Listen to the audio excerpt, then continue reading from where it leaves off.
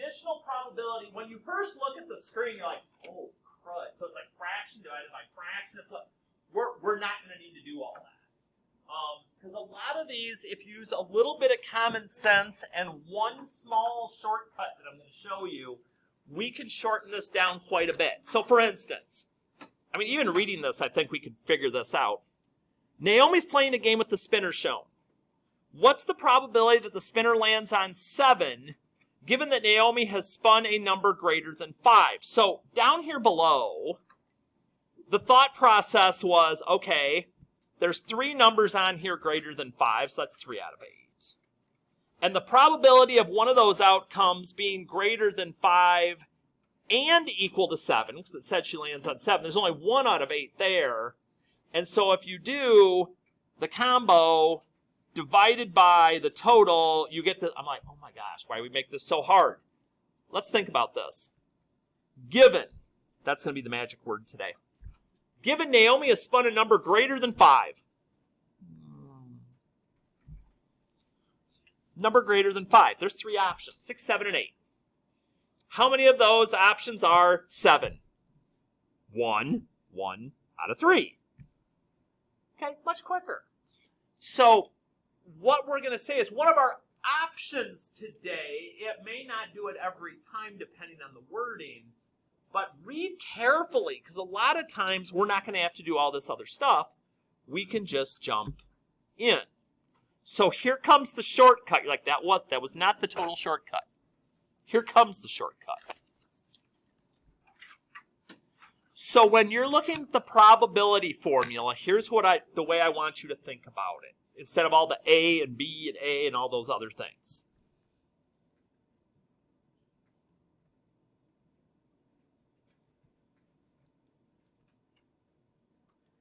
I want you to think of it that in each of these problems, there's going to be 2 events that are occurring. So like on number 1, the card is a heart, an ace is drawn. You're going to combo those 2 events together when you're thinking about it, at least for your numerator. So here, I'm drawing a heart, I'm drawing an ace, so the ace of hearts, basically, over whatever comes after the magic word, which is given. What comes after? An ace is drawn. The ace is your denominator. You will always have a more narrow focus in the numerator, because remember, probability can't be over 100%, so the numerator will always have to be smaller. So you're like, okay, oh, it's the cards again. The ace of hearts, there's 1. How many aces are there total? There's 1 in each suit. 1 out of 4. Hardy, do I have to write this if I know it? No. But on notes, I want you to start the thought process through in case you do have to think through it this way at some point, that you're not just kind of spaced out. So I look, and I'm like, okay, let's boost it a little bit, because this one's too similar to that one. The card is a spade, given that a black card is drawn. Okay, what are my 2 events? I have a spade, and I have a black card. Now, if you know anything about cards, you're like, Hardy, every spade is a black card. That's what the suit is. Okay, so spades basically became our numerator.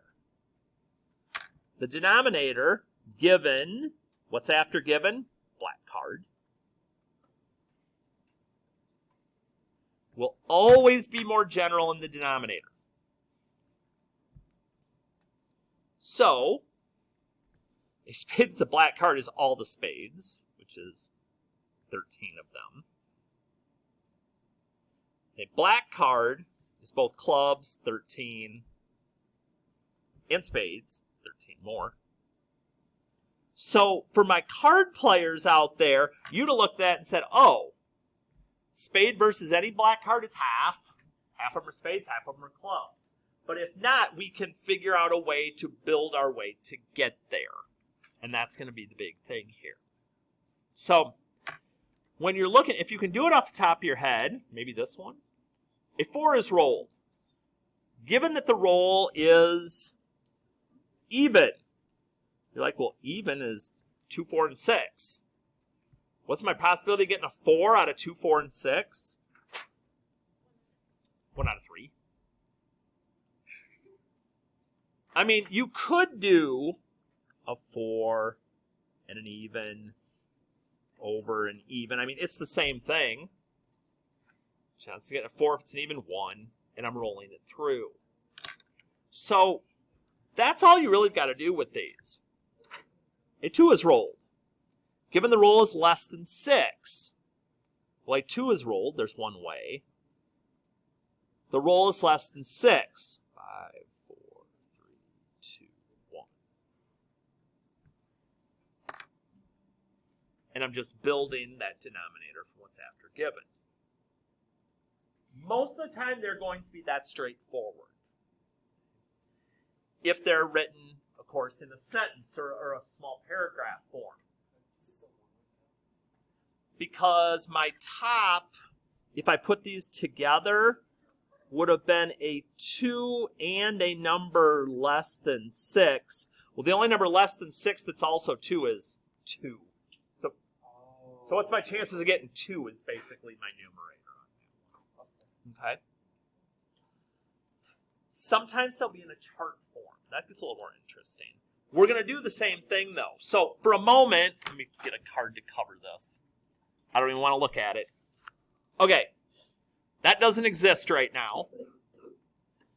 So I've got this chart, and here's my problem.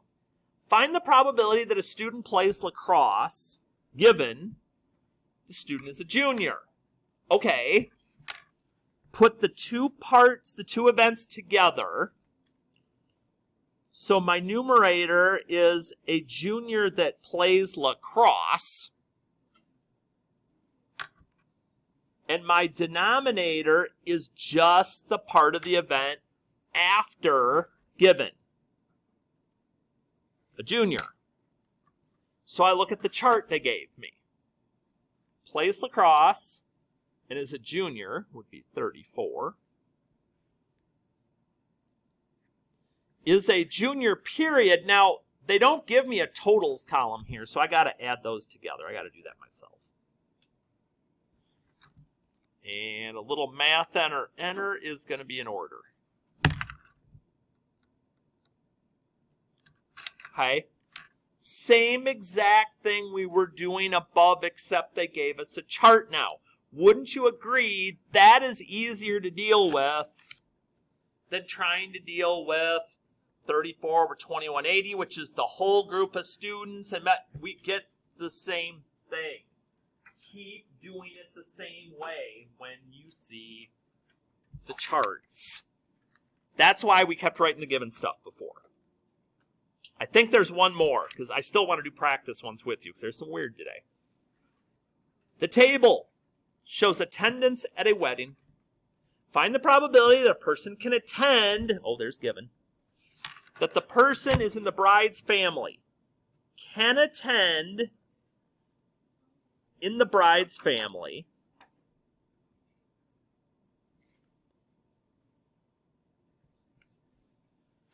over just the part after given. So I go to the chart. Can attend bride's family. 104. Bride's family. Got to do a little math.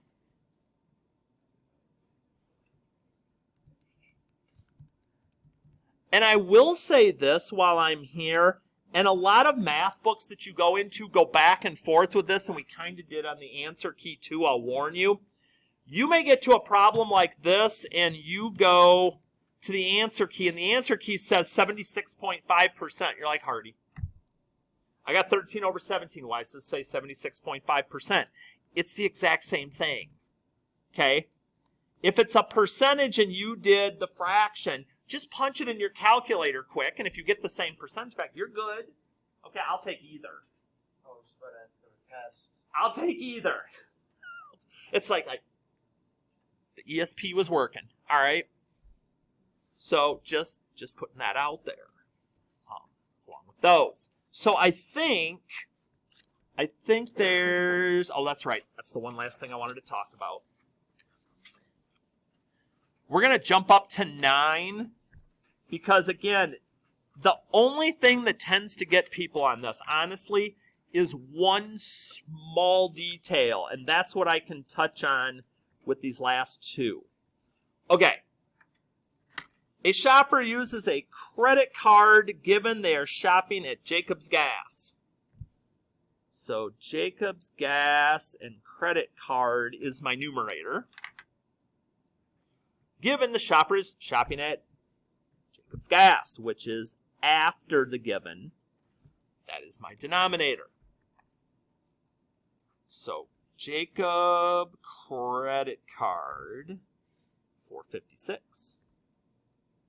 And Jacob total, we don't know that. We need to figure that out. Sometimes these charts will give you a total, so don't assume you have to do that every time. 456 divided by 1140 is 2/5, or if you did it in your calculator and went to a percent, I'll put it here just to get you thinking about it, would be 40%. Perfectly fine with either. So what's this problem? Here's what happens. So people will get on a run with these, and they'll start saying, oh, Jacob's Gas is the denominator, Pet Town's the denominator. These are just going to be the denominator every time. That's not true. It's still, you still have to watch to see what's after given. Don't get on a run of these problems and then start assuming. Assuming is where we get in trouble. TJ Cash. All the cash. So I need all 4 of those. And I think that reduces. Yep. And if I went to the decimal form here and went to the percentage, perfectly fine. Either way, we're going to be all right. So notice, basically every problem we were doing had given, made 2 parts of this fraction, had one main event, we put it in, we were done. Here's what I meant by we got to be careful on the practice or the quiz preview or the quiz. When we get to that part, over in the practice, for instance, right off the bat on page 9, I go backwards and check to see if you're remembering what happened within the last 2 sections. So you're like, wait, 8 blue, 6 red, 5 green marbles. We've been doing this stuff before. 19 total. Okay, so is this basic probability? No. It's still conditional, but the second marble is green. Okay, find the probability. The second marble is green given that the first marble is blue and not replaced. You're not multiplying 2 events together. The only thing you're trying to figure out is what's the probability of the second marble being green. So, I can't really help myself that much setting up the fraction the way we've been doing with these. I mean, do I go green given that it's blue and not replaced? That doesn't make any sense. So if I just look at this part, okay, if that was the question, first marble is blue. Okay, so that would be, just to kind of think about this a little bit, be 8 out of 19. Okay, that marble is out. It's in my hand. I have 18 marbles left for this second marble, and I haven't messed with any of the green ones. So it's 5 out of 18. I'm done. So sometimes we've got to use a little bit of logic, maybe thinking about the first event, but then working it backwards. The fraction is not do-all, be-all every single time. For a chart, yeah. The fraction we've been doing, perfect way to go after it. And most of these are charts. But that was one place that got a little... There's one other place. Trying to save you guys some of the pain so you don't have to go quite as crazy as we did second hour with this.